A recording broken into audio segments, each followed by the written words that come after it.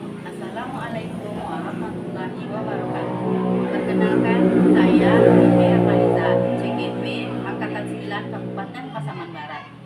Hari ini saya akan mewawancarai kepala sekolah saya, yaitu Ibu Gustinar SPD yang mana beliau merupakan kepala sekolah dari SD Negeri 15 Pasaman Kabupaten Pasaman Barat. Selamat mengikuti. Selamat pagi, Bu. Maaf mengganggu rutinitas Ibu pagi ini karena di sini kami ingin mewawancarai Ibu, di mana di sini kami telah masuk kepada modul 3.1, yakni pengambilan keputusan berbasis nilai-nilai kebajikan sebagai seorang pemimpin. Nah, di sini saya merasa tertarik sekali karena Ibu sudah begitu lama berada di SD Negeri 15 ini sebagai seorang pemimpin. Pastilah banyak asam garam yang telah Ibu rasakan di sekolah ini. Bagaimana cara Ibu mengambil suatu keputusan yang mana keputusan ini nantinya tidak merasa dirugikan, ada pihak yang merasa diuntungkan, tapi di sini Ibu bagaimana supaya keputusan Ibu itu tidak keluar dari aturan-aturan yang ada. Nah, pasti ada saja masalah-masalah yang mungkin ada pro kontranya. Di sini saya ingin menanyakan bagaimana cara Ibu mengidentifikasi kasus-kasus yang merupakan dilema etika yang seperti ini. Saya sebagai kepala sekolah di SD 15 Pasaman ini dalam mengambil keputusan, saya selalu mempertimbangkan masukan atau informasi yang kuat. Di mana segala keputusan yang saya ambil tersebut tidak bertentangan dengan aturan pendidikan. Jadi keputusan yang kita ambil harus sejalan dengan keputusan pemerintah, dengan aturan-aturan pemerintah, kemudian juga sejalan dengan visi misi sekolah ini. Sehingga dari keputusan tersebut para guru-guru kita di sini mau bekerja sama dan sama-sama bekerja dalam menciptakan segi keamanan, kenyamanan dan ketentraman di sekolah ini sehingga terwujudlah visi misi sekolah. Iya, berarti di sini keputusan yang diambil harus berdasarkan kebijakan aturan yang telah diberikan pemerintah. Kemudian kita tidak keluar dari visi misi sekolah yang ada, Ibu ya. Untuk pertanyaan selanjutnya, selama ini bagaimana Ibu menjalankan pengambilan keputusan di sekolah Ibu, terutama untuk kasus-kasus di mana ada dua kepentingan yang sama-sama benar atau sama-sama mengandung nilai kebaikan? Saya akan dalam hal ini maka saya akan membuat keputusan berdasarkan pertimbangan dari rekan sejawat, di mana rekan sejawat yang kita ambil di sini yang dianggap yang dituakan.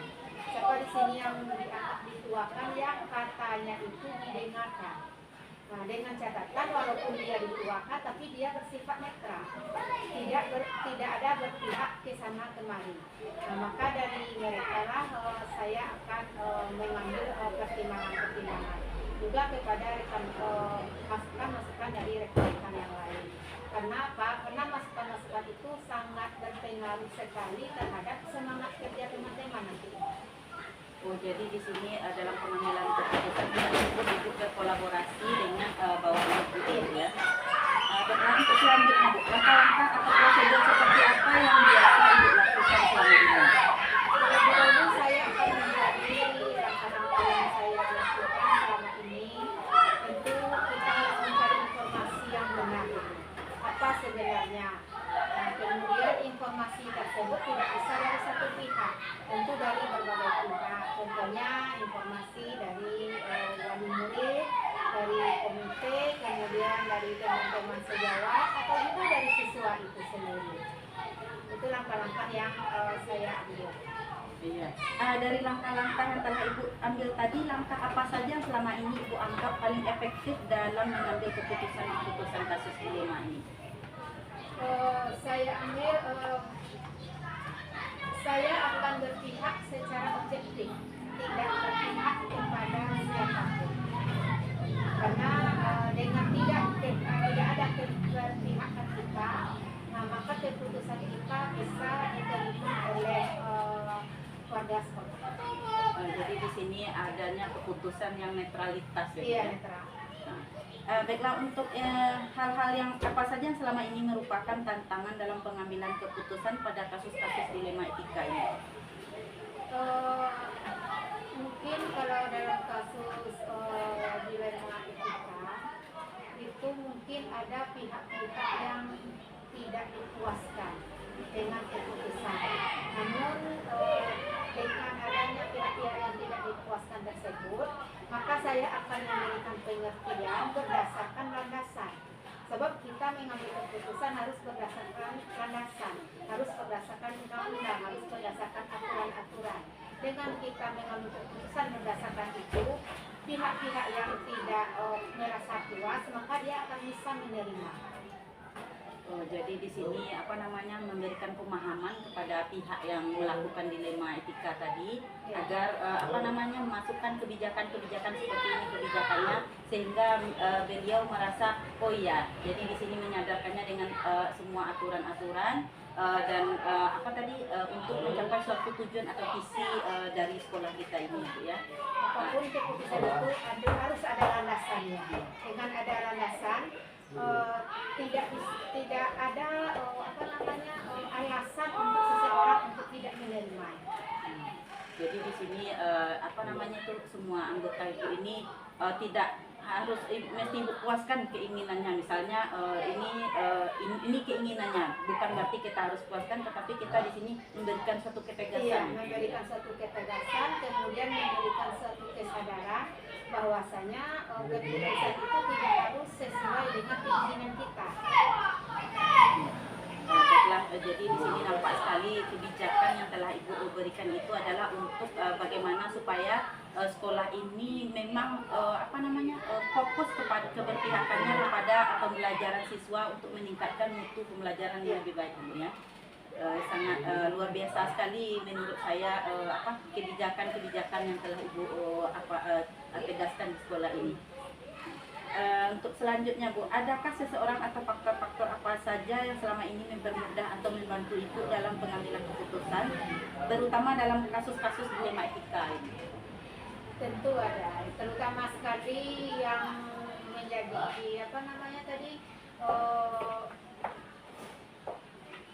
anggota sekolah kita, guru-guru teman sejawat itu adalah yang faktor pendukung pertama sekali.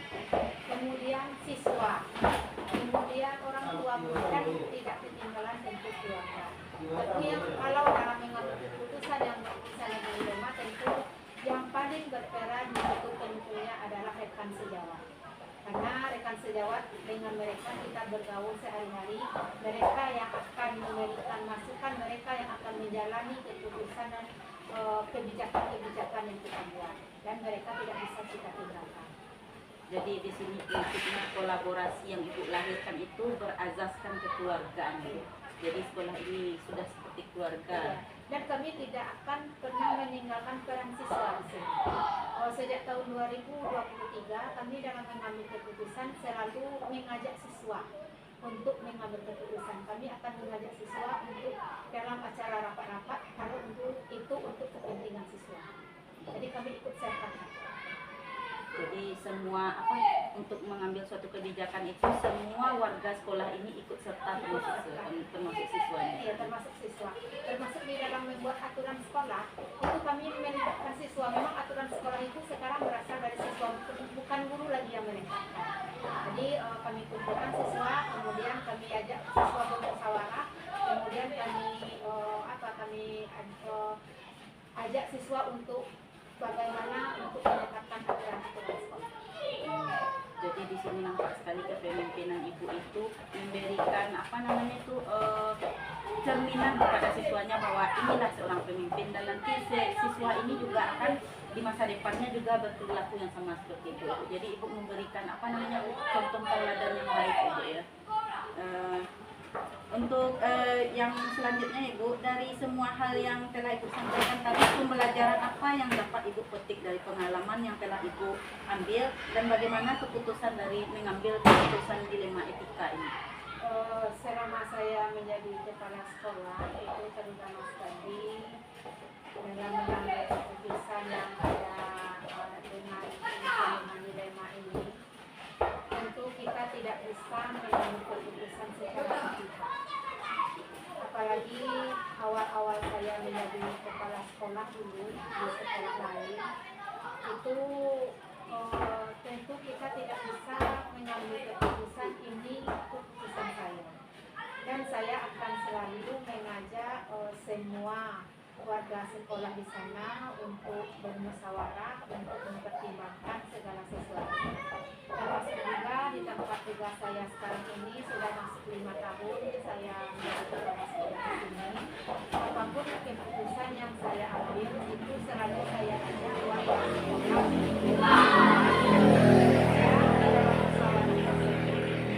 Saya selalu memberikan pertimbangan-pertimbangan, landasan-landasan apa yang akan dalam mengambil keputusan itu harus berdasarkan landasan. Jadi apapun itu kebijakan yang ada di sekolah, aturan-aturan yang ada di sekolah, itu kepala sekolah seharusnya mengajak warganya bersama-sama dalam mengambil keputusan. Walaupun nanti tidak semua saran dari rekan sejawat itu yang diambil, namun tentu yang kita ambil adalah yang sesuai dengan kondisi dan situasi dan kondisi, kemudian sesuai dengan aturan-aturan pemerintah, dan sesuai juga dengan visi misi sekolah kita.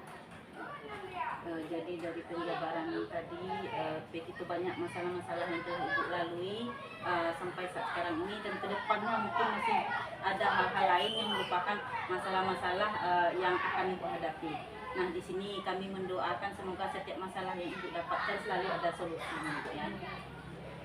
Terima kasih atas pembelajaran Ibu hari ini, dari penjabaran yang telah Ibu sampaikan tadi. Jadi saya sebagai seorang CGP sudah mendapatkan pemahaman bagaimana ternyata kebijakan seorang pemimpin itu, yang mana di sini fondasi kita adalah tidak keluar rel, ya Bu, ya, tidak keluar dari aturan-aturan yang telah diberikan pemerintah. Kemudian tujuan kita itu apa yang menjadi visi sekolah kita. Jadi di sini dapatlah saya ilmu yang sangat luar biasa sekali dari pengalaman yang telah Ibu ceritakan tadi.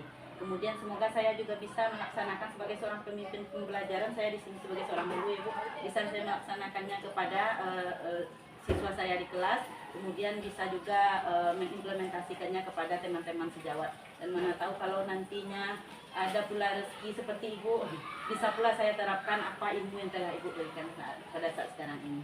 Semoga setiap masalah Ibu juga kebijakan yang dibuat tidak ada pihak-pihak yang merasa dirugikan. Terima kasih atas ilmunya Ibu. Mohon maaf kalau lanjut. Terima kasih Bu. Sama-sama. Semoga sukses.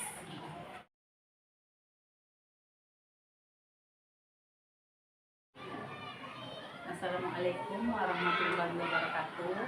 Perkenalkan, saya PPM Maliza, CGP Angkatan 9, Kabupaten Pasaman Barat. Yang dalam hal ini saya akan mewawancarai Bapak Kepala Sekolah SD Negeri 14 Pasaman, yaitu Bapak John Raimal, SPD MSI. Yang mana di sini tujuan wawancara ini adalah untuk memahami materi modul 3.1 lebih dalam lagi, yaitu tentang pengambilan keputusan berdasarkan nilai-nilai kebajikan. Selamat mengikuti. Baik Pak, selamat pagi Pak. Pagi. Maaf mengganggu waktu Bapak sedikit. Di sini saya ingin lebih memahami modul pembelajaran CGP kami, yaitu tentang modul 3.1, yaitu pengambilan keputusan berbasis nilai-nilai kebajikan sebagai seorang pemimpin. Jadi di sini saya merasa tertarik untuk mewawancarai Bapak karena sudah lama menjabat sebagai kepala sekolah, di mana pada keseharian baik itu di sekolah maupun di luar sekolah mungkin banyak permasalahan yang Bapak temui selama ini. Jadi di sini saya mencoba untuk menggali informasi dari Bapak bagaimana cara Bapak menyelesaikan permasalahan-permasalahan itu. Nah, kira-kira bagaimana Bapak mengidentifikasi kasus-kasus yang merupakan dilema atau rujukan moral itu? Kira-kira bagaimana? Ya, pertama terima kasih atas wawancara ini, dan ya insya Allah saya akan jawab sesuai dengan alur pertanyaannya. Menyimak apa yang ditanyakan tadi, maka sebagai kepala sekolah dalam mengambil sebuah keputusan, sekolah ini adalah sebuah tim, ya. Jadi bukan hanya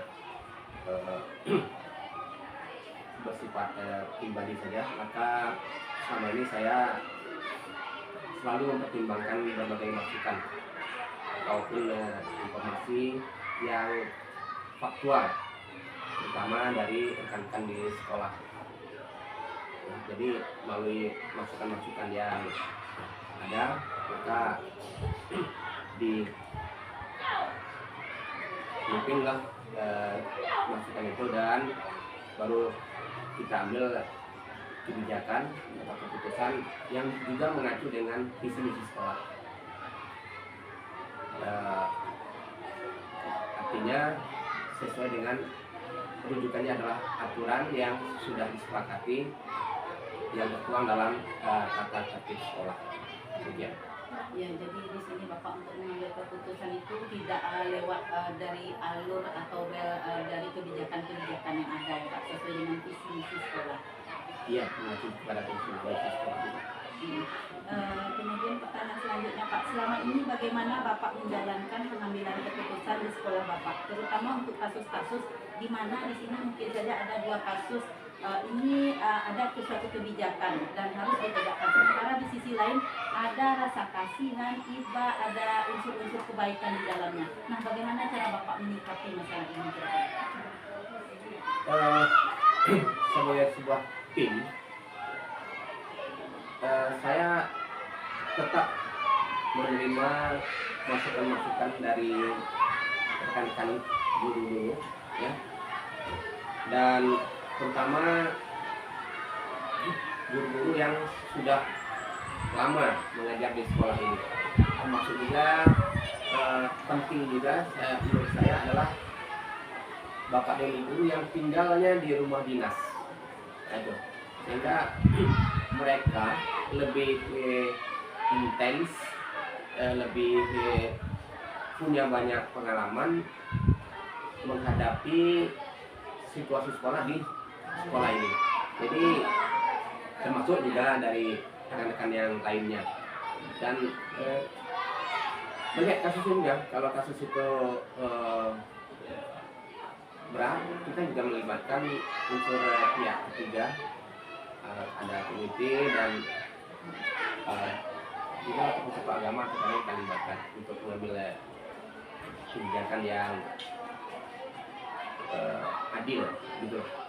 Jadi di sini setiap kali Bapak mengambil keputusan itu tidak luput dari kolaborasi dengan unsur-unsur warga sekitar, baik itu warga sekolah maupun dengan pihak-pihak yang terlibat seperti tadi Bapak katakan komite dengan bagian apa keagamaan di warga sendiri. Iya, kita kolaborasikan sebab sekali lagi di sekolah ini adalah bukan milik pribadi, tetapi dan kita lebih demokrasi, mengambil kebijakan keputusan yang bisa mendekati, memuaskan semua pihak.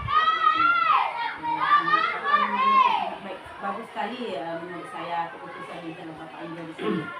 Kemudian pada masalah-masalah tadi, apa saja langkah-langkah atau prosedur seperti apa yang biasa Bapak lakukan selama ini? Kita identifikasi data-data faktual yang dari informasi-informasi yang masuk dari teman, dari situasi keseharian yang kita lihat di sekolah, ya kan? Jadi, nah dari informasi-informasi yang kita terima itu, ya karena kita berbasis data ya insya Allah kita akan menemukan jalan keluar terbaik untuk menyelesaikan setiap kasus yang kita hadapi. Iya. Jadi dari langkah-langkah di sini nampak sekali sekolah ini sangat berpihak kepada murid ya Pak, sesuai dengan filosofi Ki Hajar Dewantara. Ya, kita tetap mengedepankan berbasis data, tidak hanya mengambil kebijakan atau keputusan itu secara yang menyenangkan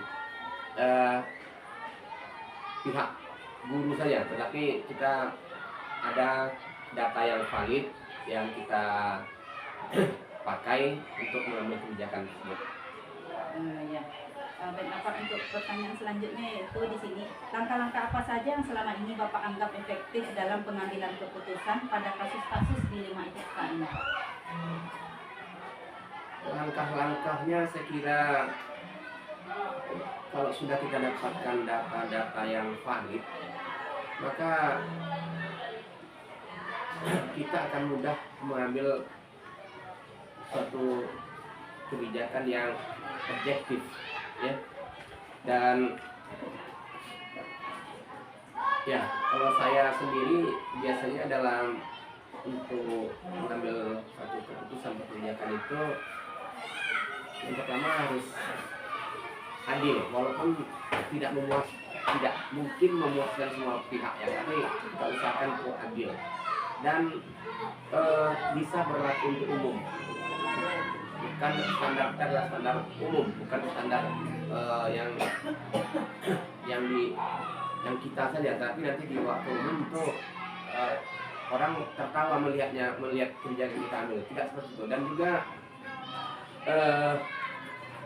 gimana tuh tadi berbasis data, sehingga jika ada kritikan kita bisa kumpulkan data-data kita, ya. Dan yang terakhir adalah kita juga merujuk kepada aturan-aturan yang berlaku. Sebab jika nanti timbul sesuatu hal yang kurang memuaskan sebagian atau yang lain, maka kita udah ada rujukan yang sebagai ini undang-undangnya, ini regulasinya, ini peraturan sekolahnya, kira-kira gitu. Jadi di sini tidak luput dari semua aturan-aturan dan kebijakan dunia. Jadi keputusan yang Bapak lahirkan itu tidak memuaskan semua pihak, tetapi di mana di sini ada unsur kebijakan sesuai dengan aturan, dan juga ada unsur tidak memihak, kemudian penilaiannya secara objektif, kemudian mengumpulkan data-data di setiap permasalahan yang ada. Kemudian pertanyaan selanjutnya, apakah Bapak memiliki sebuah tata cara atau jadwal tertentu dalam sebuah penyelesaian kasus dilema etika? Apakah langsung menyelesaikan di tempat atau memiliki jadwal untuk menyelesaikannya? Bentuk atau prosedur seperti apa yang Bapak jalankan selama ini dalam menanggapi semua masalah yang ada? Iya, untuk itu kita benar punya jadwal, tetapi melihat kasusnya. Kasus ini kan ada yang ringan, ada yang berat gitu ya. Nah, untuk kasus-kasus yang ringan kadang-kadang kita jam-jam istirahat kita temukan anak-anak bermain. Nah, kadang ada kalimat-kalimat bully, ya. Nah, itu kita langsung bisa berinteraksi dengan anak-anak, kita selesaikan permasalahan itu supaya tidak berkembang menjadi luas. Tetapi ada juga yang kasus-kasus ini terjadi sudah sampai kejadian di sekolah, kemudian tidak terselesaikan dengan cepat atau tidak ada kasus yang tidak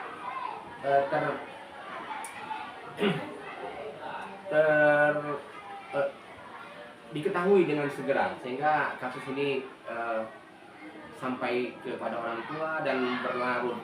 Kemudian untuk kasus-kasus yang kategori berat, sekali lagi untuk kasus-kasus yang kategori berat itu memang kita buat penjadwalannya, sebab kita perlu mengumpulkan data-data dulu dan kerjasama dengan komite, tokoh agama, dan sesuai juga dengan keputusan-keputusan baik dan bijak yang pernah diterapkan oleh kepala-kepala sekolah sebelumnya di sekolah ini. Demikian. Jadi setiap permasalahan itu tergantung berat atau ringan permasalahan. Kalau permasalahan ringan langsung diselesaikan di tempat, dan kalau permasalahan berat itu melibatkan banyak unsur lagi. Iya. Ya.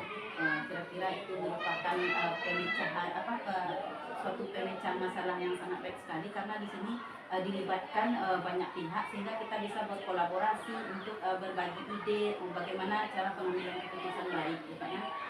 Baiklah, untuk pertanyaan selanjutnya, adakah seseorang atau faktor-faktor apa yang selama ini mempermudah atau membantu Bapak dalam pengambilan keputusan dalam kasus-kasus dilema etika ini, Pak?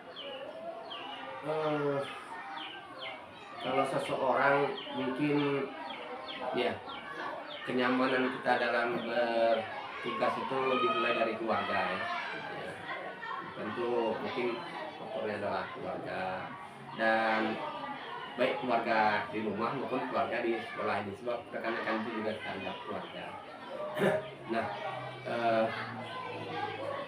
dengan support dan niat baik dari mereka semua lah, mungkin itu yang sangat mendukung untuk mengambil kebijakan-kebijakan yang baik untuk semuanya. Jadi di sini Bapak tidak luput dengan berazaskan kekeluargaan di sekolah ini ya Pak. Jadi semua anggota sekolah ini sudah seperti keluarga sendiri. Iya, dianggap sebagai keluarga sendiri. Ya, sehingga keputusannya nanti yang Bapak lahirkan tidak menjadi beban bagi rekan-rekan sekolah ini ya. Iya. Dan merupakan suatu ibadah yang sangat indah nanti. Ya, mudah-mudahan. Amin. Pertanyaan selanjutnya Pak ya, dari semua hal yang telah Bapak sampaikan tadi, pembelajaran apa yang dapat Bapak petik dari pengalaman, kemudian pengalaman itu bagaimana Bapak dalam mengambil keputusan dilema etika ini kira-kira?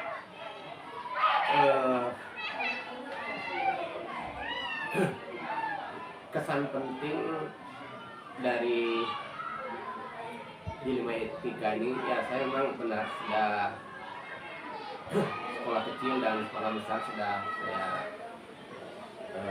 jalani ya, mungkin dulu di pelosok, kemudian di daerah plasma itu yang penduduknya sangat heterogen ya, kemudian mungkin di SD rujukan, SD maupun Pasaman, itu juga yang merupakan sekolah terbesar di kabupaten kita ini.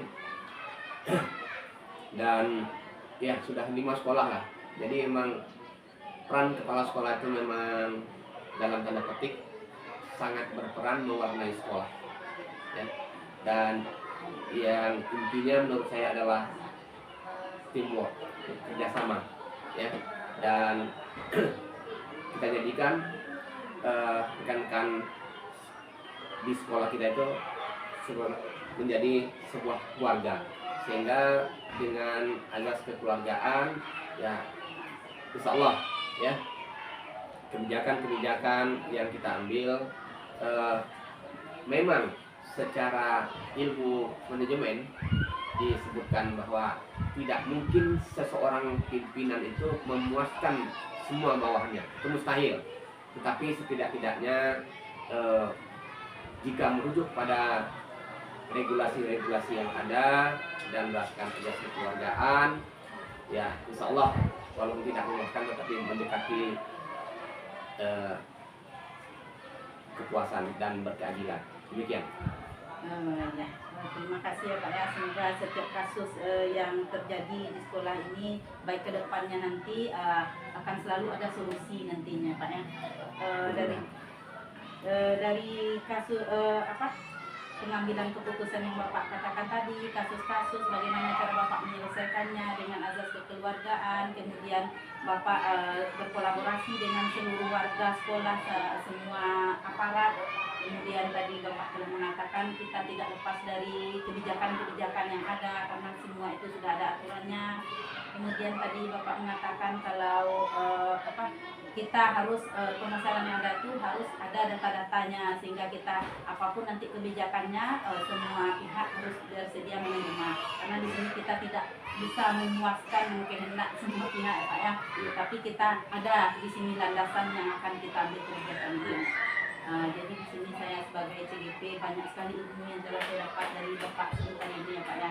Jadi mana tahu nanti sebagai seorang pemimpin belajar saya di sini karena masih guru Pak, bisa saya terapkan pada siswa, kemudian bisa saya berbagi dengan teman sejawat, atau mungkin nanti adalah rezeki untuk jadi kepala sekolah. Jadi saya bisa saya pernah dulu diajarkan oleh Bapak ilmu tentang bagaimana cara pengambilan keputusan yang berkebajikan sehingga tidak merugikan pihak lain ya Pak ya.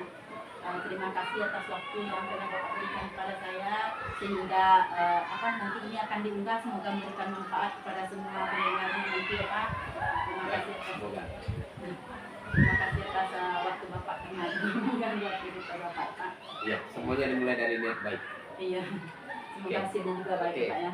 Allah. Oke, Pak.